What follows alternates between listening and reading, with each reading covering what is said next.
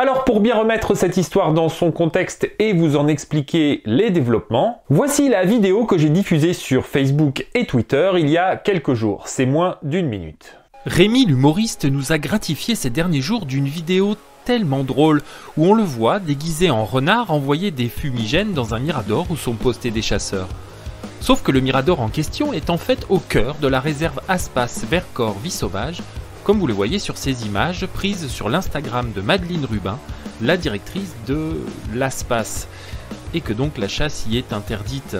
Et ces deux-là se connaissent évidemment. Ils se sont croisés plusieurs fois, comme l'attestent ces photos. Vous reconnaissez le mirador ici, à l'époque où l'endroit était encore un parc de chasse. Il s'agirait donc d'un gros fake qu'il a sans doute tourné avec des potes et la complicité de l'Aspas. Une opération de com qui fait pchit, quoi.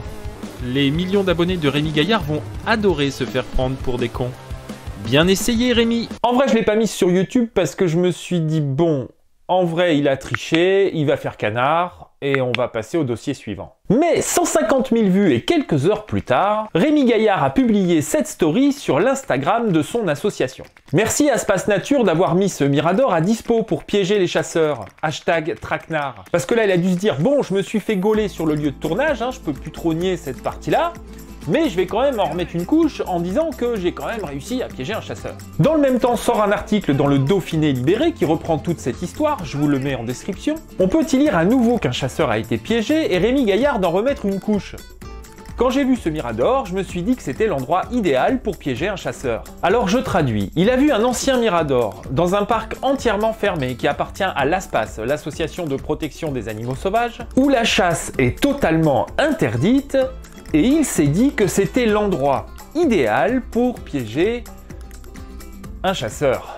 C'est-à-dire que des miradors, il y en a partout alentour où il est susceptible de croiser des chasseurs. Mais Rémi Gaillard, lui, il se dit que le mieux pour piéger des chasseurs, c'est d'aller les attendre dans un endroit où ils n'ont pas le droit d'aller. Mais bien sûr! Ah, on me signale dans l'oreillette que dans sa prochaine vidéo, Rémi Gaillard prévoit d'aller piéger un pêcheur à la piscine Suzanne Berliou de Montpellier. Des fous rires en perspective. Alors après, il poursuit.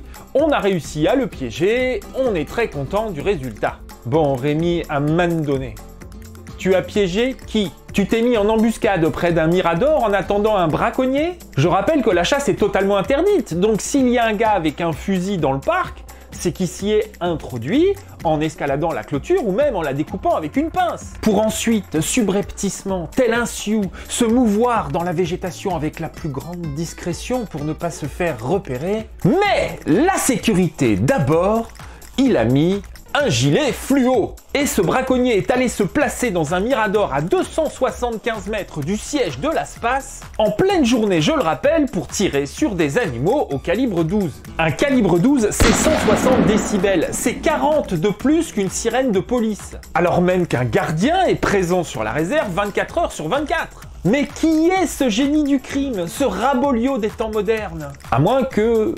Non, je peux pas y croire.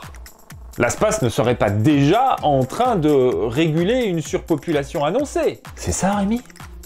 C'est Madeleine, t'as passé un coup de fil et t'as dit ouais, faudrait qu'on bute un peu de 3 bestioles, si tu pouvais faire une petite vidéo au passage, ça serait bien, tu pourrais te payer les chasseurs, ça ferait une bonne opération de com. Bah je vois pas d'autres possibilités, hein. Soit c'est un chasseur autorisé par l'ASPAS, soit c'est le braconnier le plus con de l'histoire du braconnage, que l'ASPAS a oublié de dénoncer au passage, genre elle s'en serait privée, tu sais. Soit t'es juste un gros menteur. Et mentir, c'est pas bien. Souvent le mensonge, on part d'un détail et puis après on a peur de se faire griller, donc on surenchérit. Toute cette vidéo est un énorme fake et t'as même pas l'honnêteté de le reconnaître. Tu t'enfonces dans les mensonges en donnant 3 explications bidons et en espérant qu'on passe vite à autre chose. Bref, c'est pas bien glorieux tout ça. D'autant que t'as fait marrer le monde entier avec tes vidéos. Mais ça, c'était avant. Avant que tu deviennes un militant bas du front qui brasse la tramontane et qui embarrasse tout le monde, jusque dans ton propre camp.